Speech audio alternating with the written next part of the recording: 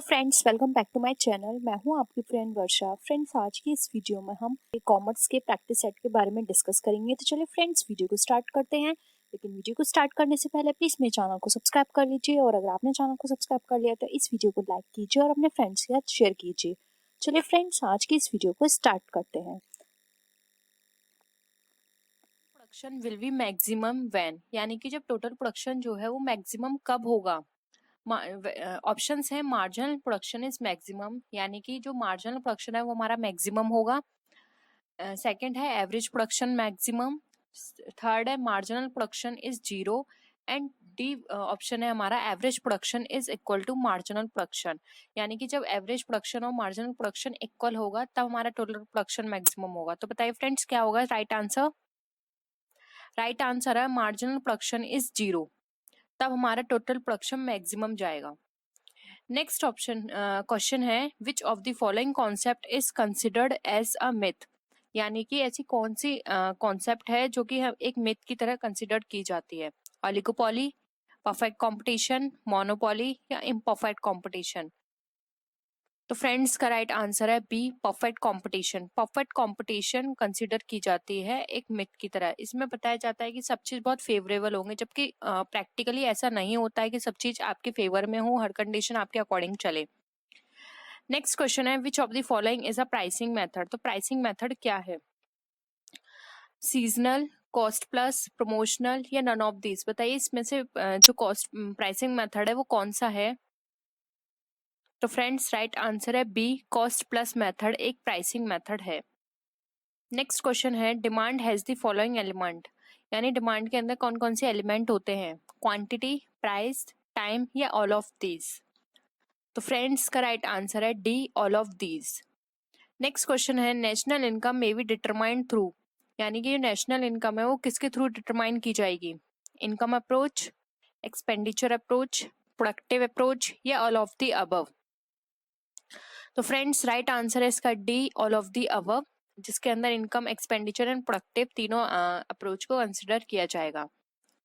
Next question है price discrimination policy helps in increasing profit in case of, यानी price discrimination policy हमारे profit को किस case में इंक्रीज करती है प्रॉफिट? परफेक्ट कंपटीशन में, मोनोपोलिस्टिक कंपटीशन में, मोनोपोली में या ओलिगोपोली में। तो फ्रेंड्स बताइए क्या होगा इसका राइट आंसर? इसका राइट आंसर है सी, मोनोपोली में जो हमारी प्राइस डिस्क्रिमिनेशन पॉलिसी है वो हमारे प्रॉफिट को इंक्रीज करती है। क्योंकि फ्रेंड्स मोनोपोली में क्या होता है कि जो इंडस्ट्रीज होती हैं वो मोनोपोली क्रिएट कर देती हैं। मोनोपोली इन द सेंस वो जो प्राइस रखती हैं मार्केट में उसी प्राइस पर उनका प्रोडक्ट बिक जाता है। क्योंकि मोनोपोली के अंदर सेलर एक होता है, बायर बहुत सारे होते हैं। तो अगर सेलर एक है तो बायर को अगर वो प्राइस ज्यादा है किसी प्रोडक्ट का तब भी उसको वो प्रोडक्ट उसी से ही खरीदना होगा, क्योंकि किसी और के पास वो अवेलेबल नहीं है। तो इस कंडीशन में जो प्रॉफिट जो होता है इंक्रीज करने में बहुत हेल्प मिलती है। हम tax authorities are grouped into two main wings, administrative and. तो आपको बतानी है टू मेन विंग्स हैं, तो एक एडमिनिस्ट्रेटिव है, दूसरी कौन सी है? जुडिशियल है, मैनेजरियल है, एग्जीक्यूटिव या क्लैरिकल है। तो फ्रेंड्स राइट आंसर है ए, जो कि है जुडिशियल। नेक्स्ट है what are the exemption limit in hostel expenditure allowance, यानी हॉस्टल एग्जेम्पशन एक्सपेंडिचर अलाउंस में कितनी एग्जेम्पशन है? 200 per month, 300 per month, 400 per month या 500 पर मंथ। तो फ्रेंड्स राइट आंसर है बी, जो कि है 300 पर मंथ। नेक्स्ट है income from a farm house is, यानी कि फार्म हाउस से जो इनकम हो रही है वो किस तरह की इनकम है? Income from house property, income from business, agriculture income या फिर इनकम फ्रॉम अदर सोर्सेज। तो फ्रेंड्स इसका जो राइट आंसर है वह है ऑप्शन सी, जो कि है एग्रीकल्चर इनकम। नेक्स्ट है income on which income tax is not charge are called, यानी ऐसी कौन सी इनकम है जिसपे इनकम टैक्स चार्ज नहीं किया जाता है? एग्जेम्पशनल इनकम कहलाती हैं, प्रिविलेज इनकम कहलाती हैं, एग्जेम्प्टेड इनकम कहलाती हैं, नन ऑफ द अबव। तो फ्रेंड्स राइट आंसर है इसका सी, जो कि है एग्जेम्प्टेड इनकम्स। नेक्स्ट क्वेश्चन है income accrued and received outside India is taxable in the hands of, यानी इनकम अगर कोई भी ऐसी इनकम है जो कि हमारे आउटसाइड इंडिया से में रिसीव हुई है या फिर एक्रू हुई है तो वो किसके हैंड से वो टैक्सेबल मानी जाएगी? Non resident, resident and ordinary resident, resident and not ordinary या फिर नन ऑफ दीज। तो फ्रेंड्स का जो राइट आंसर है वो है ऑप्शन बी, जो कि है resident and ordinary resident. Next है past untaxed income brought to India is taxable in the hands of, यानी जो पास्ट की अनटैक्स्ड इनकम है अगर वो इंडिया में लाई गई है तो वो किसके हैंड में टैक्सेबल होगी? Resident and not ordinary resident, resident and ordinary resident, non resident या नन ऑफ दीज। तो फ्रेंड्स का राइट आंसर है डी, जो कि है none of the above. Next है exempted incomes are defined under section 15 of Income Tax Act, 18 of Income Tax Act, 10 of Income Tax Act and 20 of Income Tax Act। तो friends अभी आपने एक question किया है तो आई होप आपको इसका आंसर पता होगा। इसका राइट आंसर है सी, जो कि है 10 of the income tax act. Next है income absolutely exempt from tax are listed under. तो जो एब्सोल्युटली एग्जेम्प्ट होती हैं वो किसके अंदर लिस्ट है? सेक्शन 2, सेक्शन 10, सेक्शन 38 या सेक्शन 80C। तो फ्रेंड्स राइट आंसर है इसका बी, जो कि है सेक्शन 10। आज की हमारी इस वीडियो का फ्रेंड्स लास्ट क्वेश्चन है स्कॉलरशिप ग्रांटेड इज, यानी स्कॉलरशिप किस तरह की ग्रांट है? फुल्ली एग्जेम्प्टेड है, फुल्ली टैक्सेबल है, पार्शली एग्जेम्प्टेड है या फिर नन ऑफ द अबव। तो फ्रेंड्स इसका जो राइट आंसर है वो है ऑप्शन ए, जो कि फुल्ली एग्जेम्प्टेड। तो received bill is a part of which of the following, यानी कि जो प्राप्त बिल है निम्न में से किसका भाग होता है? लेजर का, ट्रायल बैलेंस का, जर्नल का या फिर फाइनल अकाउंट का। तो फ्रेंड्स प्राप्य बिल जो होते हैं वो हमारे जर्नल का पार्ट होते हैं, तो यहाँ पे ऑप्शन सी हमारा करेक्ट है। नेक्स्ट है why is government interested in accounting information, यानी कि जो गवर्नमेंट है वो अकाउंटिंग इंफॉर्मेशन में इंटरेस्टेड क्यों होती है, यानी उसमें रुचि क्यों लेती है? Government is aware of the business situation in the economy, यानी कि जो सरकार है वो व्यवसायिक स्थिति की जानकारी रखना चाहती है, जानकारी होती है उसको। Political parties are able to collect donations, यानी कि पॉलिटिकल पार्टी जो डोनेशन है उसको कलेक्ट कर सकती हैं। फॉर हाई टैक्सेशन के लिए, या फिर for tax assessment and defence policy determination, यानी कि कर निर्धारण या फिर रक्षा नीति निर्धारण हेतु। तो फ्रेंड्स सरकार लेखांकन इंफॉर्मेशन जो भी हमारे अकाउंटिंग इंफॉर्मेशन होते हैं उनमें इंटरेस्ट इसलिए देती है क्योंकि उससे इंफॉर्मेशन मिल जाती है कि कंट्री के अंदर जो बिजनेस है उनकी क्या सिचुएशंस है, जिसके अकॉर्डिंग वो पॉलिसी बनाने में उनको हेल्प मिलती है और साथ ही साथ उन्हें किसी भी तरह की कोई भी प्रॉब्लम होती है तो ईजिली वो उसके लिए एक्शंस ले सकती हैं। तो ऑप्शन ए हमारा करेक्ट है। नेक्स्ट क्वेश्चन है which of the following is the amount withdrawal for purchase for personal use by the business owners, यानी कि जो अगर कोई भी व्यापारी अपने व्यापार से किसी भी तरह की राशि निकालता है तो उसको लिए हम कौन सा टर्म यूज करते हैं? द कमीशन, इंटरेस्ट, कैश या फिर विड्रॉल। तो फ्रेंड्स यहाँ पर जो हमारा ऑप्शन है, अगर हम ऑप्शन के अकॉर्डिंग देखें तो यहाँ पर इसका जो राइट आंसर होगा उसको हम बोलते हैं ड्राइंग्स। लेकिन फ्रेंड्स ऑप्शन में हमारे ड्राइंग्स कहीं भी गिवन नहीं है, तो कमीशन तो ये बिल्कुल हो नहीं सकता, इंटरेस्ट बिल्कुल भी नहीं होगा और कैश भी नहीं होगा। तो हम इसका राइट आंसर मानेंगे डी, विड्रॉल। कई बार फ्रेंड्स एग्जाम में इस तरह के क्वेश्चंस आ सकते हैं और ये प्रीवियस ईयर का ही क्वेश्चन है, तो यहाँ पे विड्रॉल ऑप्शन में आया था तो आपको विड्रॉल ही टिक करना है, क्योंकि आप देख लीजिए वैसे आप सबको पता होगा कि ये ड्राइंग ही है इसका आंसर, लेकिन कई बार ऐसे होते हैं कि वो किसी और टर्म में भी उसको एक्सप्रेस कर सकते हैं, लिख सकते हैं। तो आपको वहां पे एलिमिनेशन मेथड से देखना है कि ये ऑप्शन नहीं हो सकते, तो यही इसका करेक्ट आंसर होगा। तो ऑप्शन डी हमारा करेक्ट है। नेक्स्ट आते हैं how to assess general principles of accounting, यानी कि जो लेखांकन के सामान्य सिद्धांत हैं उसकी परख कैसे की जा सकती है?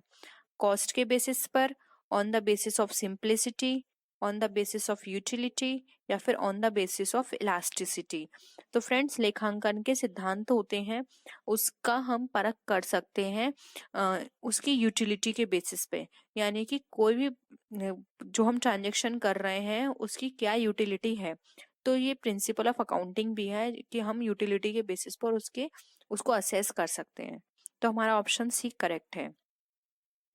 नेक्स्ट क्वेश्चन पे आते हैं लेजर इज प्रिपेयर्ड, यानी कि खाता बही तैयार की जाती है फ्रॉम परचेज बुक ओनली, यानी कि परचेज बुक से, सेल्स ओनली, सेल्स से, कैश ओनली, कैश से, from the books of account and journal, यानी कि जो प्रारंभिक लेखे की बहियां और जर्नल से हम पता कर सकते हैं। तो फ्रेंड्स खाता बही हम तैयार कर सकते हैं from the books of accounts and journals, यानी कि जर्नल से या फिर हमारे जो हमारे अकाउंटिंग की बुक्स होती हैं उनसे हम अपने लेजर को प्रिपेयर कर सकते हैं। तो ऑप्शन डी हमारा करेक्ट है। नेक्स्ट क्वेश्चन पे आते हैं। The process of capital formation depends, यानी कि जो कैपिटल फॉर्मेशन है उसकी प्रोसेसिंग किस पर डिपेंड करती है, नेशनल इनकम पे, at the expense, on foreign add, या फिर वी सेविंग। तो फ्रेंड्स अगर हम बात करें कैपिटल फॉर्मेशन की कि वो किस पे निर्भर करती है, तो फ्रेंड्स कैपिटल फॉर्मेशन हमारी निर्भर करती है सेविंग्स पे, कि हम कितना सेव करके चल रहे हैं, क्योंकि सेव करेंगे तभी हमारी कैपिटल फॉर्मेट होगी, उसका फॉर्मेशन होगा। तो यहाँ पे ऑप्शन डी हमारा करेक्ट है। नेक्स्ट क्वेश्चन पे आते हैं। Contains the word attainment. Attainment word जो है वो किसके लिए यूज किया गया है या फिर उसके अंदर क्या क्या सम्मिलित हैं। ओनली कॉमर्शियल क्रेडिटर्स, यानी कि केवल व्यापारिक लेनदार। ट्रेडर्स डेटर्स ओनली, यानी कि केवल व्यापारिक देनदार। Commercial debtors and received bills, यानी कि व्यापारिक देनदार एवं प्राप्य बिल। या फिर trade creditors and bills receivable bill payable, यानी कि व्यापारिक लेनदार एवं देय बिल। तो फ्रेंड्स पे की हम बात करें तो इसमें सम्मिलित किए जाते हैं commercial debtors and receivable bills, क्योंकि फ्रेंड्स कोई भी देनदार होगा तो वो हमें पैसा देगा, तो प्राप्य हमारे पास आएंगी। और अगर कोई बिल्स होगा रिसीव्ड जो हमने किया है तो उससे भी हमारी जो है अटेनमेंट होगा, यानी कि हमारे पास कुछ हम रिसीव करेंगे उनसे। तो ये दोनों ही चीजों को अटेनमेंट के अंदर इंक्लूड किया गया है। नेक्स्ट क्वेश्चन पे आते हैं। Which of the following determines what to do, यानी कि इनमें से कौन हमें निर्धारित करेगा कि हमें क्या करना है। हमारी पॉलिसीज, हमारा व्यू डिजाइन, प्रोसीजर, या फिर एक ऑब्जेक्ट। तो फ्रेंड्स हमें क्या करना है, ये हमें निर्धारण करेंगे हमारे ऑब्जेक्ट, क्योंकि ऑब्जेक्ट के बेसिस पे ही हमें एक आउटलाइन मिल जाएगी कि हमारे ये ऑब्जेक्ट है, अब हमें इस वे में चलना है, हमें इसको टारगेट करना है, इसको अचीव करना है। तो अगर हमें हमारे ऑब्जेक्ट क्लियर पता होंगे तो हमें सारी चीजें पता होंगी कि हमें क्या कैसे करना है। जैसे कि फॉर एग्जाम्पल हम यहाँ पे बीएड एंट्रेंस एग्जाम की यहाँ पे प्रैक्टिस सेट की बात कर रहे हैं, उसको डिस्कस कर रहे हैं। तो हमारा ऑब्जेक्ट क्या है कि हमें बीएड एंट्रेंस एग्जाम जो है वो क्लियर करना है। तो आपको पता है आपको क्लियर करना है, इसलिए आप ये वीडियो देखोगे। लेकिन अगर आपको लगता है कि हमारा आपको पता ही नहीं है कि आपको कौन सा एग्जाम क्लियर करना है, तो आप इस वीडियो को नहीं देखोगे। तो क्या है, आपको आपका उद्देश्य पता है, उसके अकॉर्डिंग आप वो काम कर रहे हो, यानी उसकी प्रिपरेशन कर रहे हो। तो यहाँ पे ऑप्शन डी हमारा करेक्ट है। नेक्स्ट क्वेश्चन पे आते हैं। The following is a personal account, यानी कि निम्न में से व्यक्तिगत खाता है।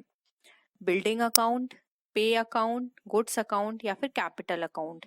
तो फ्रेंड्स अगर हम व्यक्तिगत खाते की बात करें तो व्यक्तिगत खाते में वो खाते आते हैं जो कि किसी व्यक्ति को रिप्रेजेंट करते हैं, या फिर व्यक्ति द्वारा बनाए गए होते हैं, या फिर व्यक्ति को रिप्रेजेंट करते हैं।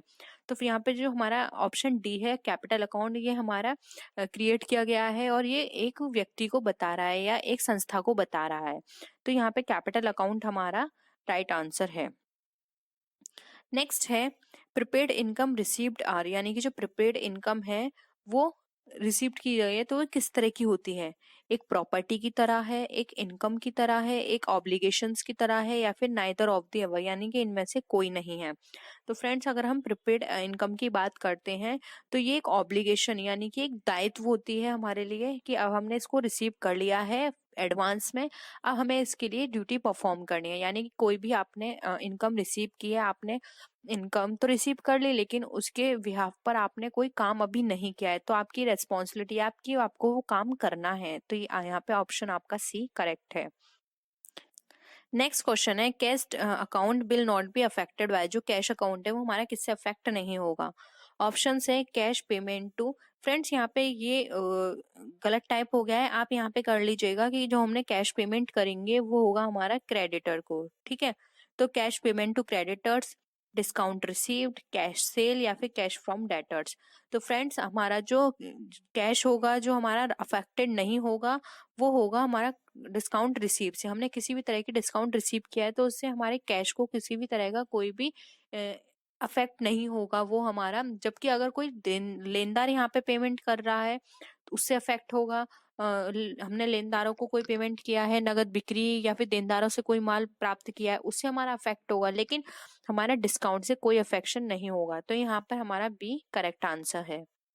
नेक्स्ट आता है पेटेंट राइट्स, पेटेंट जो है वो अधिकार है कौन सा, रियल अकाउंट का या फिर पर्सनल अकाउंट, नॉमिनल लेजर या फिर ऑल दीज।